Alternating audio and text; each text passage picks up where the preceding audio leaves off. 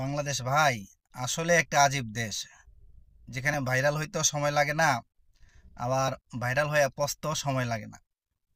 পৃথিবীর আর কোথাও মনে হয় না এত তাড়াতাড়ি কোনো জিনিস ভাইরাল হয়।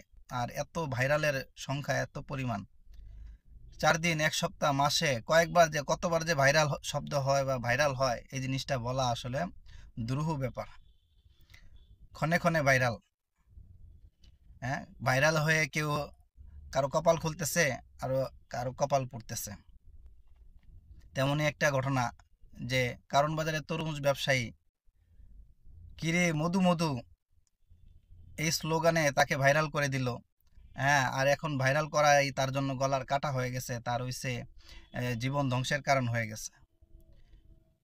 প্রতিদিন এত পরিমাণ ব্লগার বা বিভিন্ন নিউজ মিডিয়া আসে যে তাকে মতামত নেওয়ার জন্য, যার কারণে সে ব্যবসাই করতে পারতেছে না, কাস্টমারকে সার্ভিসই দিতে পারতেছে না। এখন সে হাহাকার করতেছে, কান্নাকাটি করতেছে যে ভাই আমার এত লাখ টাকার ব্যবসা মালপাতি আছে, আমি কিছুই বেচতে পারতেছি না।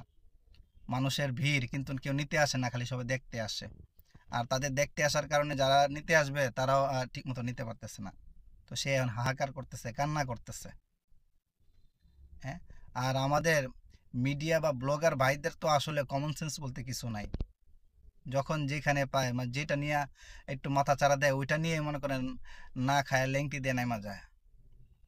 তার উপকার হইলো কি উপকার হইলো না সেটা কোনো দেখার বিষয় না। খাইতে থাকুক, কিন্তু তার একটা বক্তব্য দিয়ে যাক। হাঁক দিয়ে বসছে, তাও একটা তার একটা স্ট্যাটাস দিয়ে যাক, তার একটা মন্তব্য দিয়ে যাক। মানে কোনো কিছু চিন্তা ভাবনা নাই যে কোথায় আছে লোকটা, কি পজিশনে আছে। তার মাথায় 50 কেজি বস্তা আছে, সে দাঁড়ায় তার ইন্টারভিউ নিতেছে। হ্যাঁ, সে রুগী নিয়ে দৌড়াইতেছে, রুগী নিয়ে দৌড়াবে না তার এখানে ইন্টারভিউ দিবে। এরকম হইলো বাংলাদেশের মিডিয়াগুলার কাকতালিয়া মিডিয়াগুলা। হুম, এটার কারণে যত মানুষের উপকার হয় এর চেয়ে বেশি মানুষের ক্ষতিই হয়। তাই আমরা সবাই বলবো, ভাইরাল এই শব্দটা আসলে পরিত্যাগ করুন। এই শব্দটা এখন গলার কাটা, মানুষের এখন কি বলে বিরক্তিকর একটা শব্দে পরিণত হয়েছে। কোনো কিছু ভাইরাল নয়, যেটা ভালো এটা প্রচার হবে, আর যেটা ভালো নয় সেটা প্রচার থেকে বিরত থাকতে হবে। ভাইরাল কোনো কথা নয়। আসুন আমরা এই শব্দটা পরিত্যাগ করি, পরিহার করি। আপনারা সবাই ভালো থাকুন। আল্লাহ হাফেজ।